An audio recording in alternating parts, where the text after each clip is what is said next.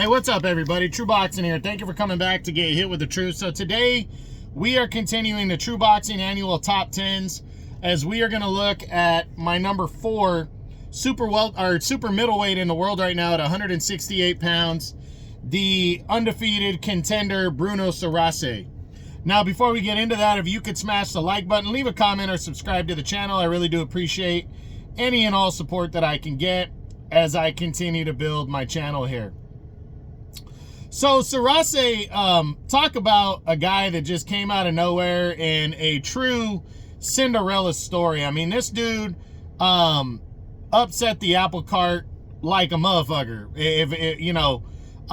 I was shocked this year. I mean, he came into the year, he was undefeated, but he had 4 knockouts on his resume.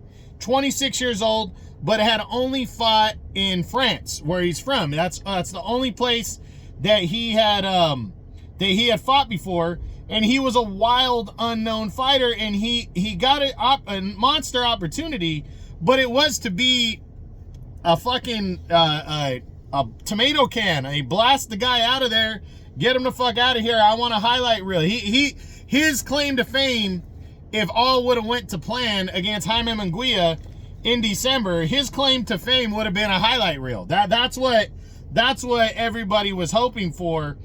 And Munguia was returning home for the fight. I mean, it was really nobody was giving this dude a chance against Jaime Munguia. And a guy is solid if the guy you knocked out, if it's such an upset that dude's still ranked higher than you in his in the governing bodies. And that's the scenario here. Munguia was a beast. I mean, Munguia was good. And I think Munguia, even though he lost to Canelo when he fought for Undisputed back in May, we saw like a transition that we hadn't seen from Munguia before. Because last year against Derevyanchenko was 10 years older than Munguia and took him to the limit, almost beat him, and they had a Fight of the Year candidate. So I think there was a lot of people that thought Munguia really wasn't that good of a fighter. Then he takes on veteran slugger John Ryder and retires John Ryder. Beat him to the punch, dominated him. I might have even taken John Ryder in this fight. I don't remember. I think I might have taken Munguia late, but in a very good competitive battle. And for the most part, Munguia dominated. Ryder had his moments. He was landing some shots, but Munguia would just overwhelm them with his power and his speed. Then he goes in against Canelo and fights better than people expected. He got knocked down in the 3rd round, but he fought hard. He was tough. Canelo still considered to be a world-class pound-for-pound type guy. Munguia proved that he belongs with that win. Then he took on an undefeated Canadian and Eric Bazinian. And Munguia's a guy that's going to take shots. That's just his style. But he broke down Bazinian, knocked him out, and wanted that highlight reel type knockout before the end of the year. So he takes on Bruno Surace and gets his ass knocked out. He even put him down and looked like he was cruising to victory. And Surace caught him cold, knocked him out in the 6th round.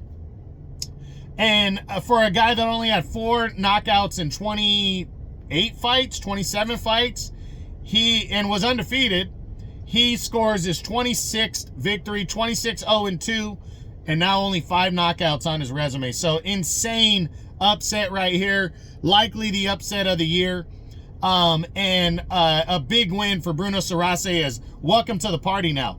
But now the big question is, what is coming up for him? Well, right now he's number 6 in the WBO, and he is number 7 in the IBF. So he finally got some love. At first, he hadn't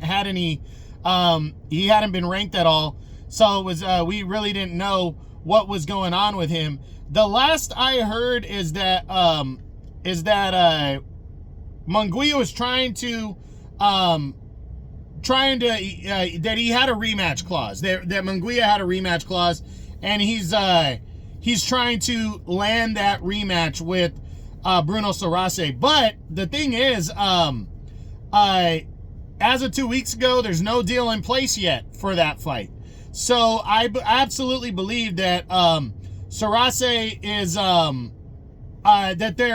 I think they're going to fight again, but I really am not going to be surprised if they don't fight. And Surace, you never know. This dude can be in a Canelo sweepstakes for me. You never know. A lot needs to go, it needs to happen at middleweight that revolves around Canelo Alvarez, super middleweight, that's going to impact what guys like this do. So I'm very interested in seeing how he does in a rematch against Munguia, especially after he got the win, and what happens.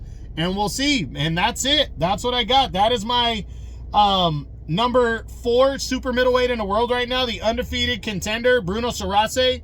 As the True Boxing annual top 10s continue. I hope you enjoyed the video. If you did, smash the like button, leave a comment, or subscribe to the channel. I really do appreciate any and all support. This is True Boxing, and you've been hit with the truth.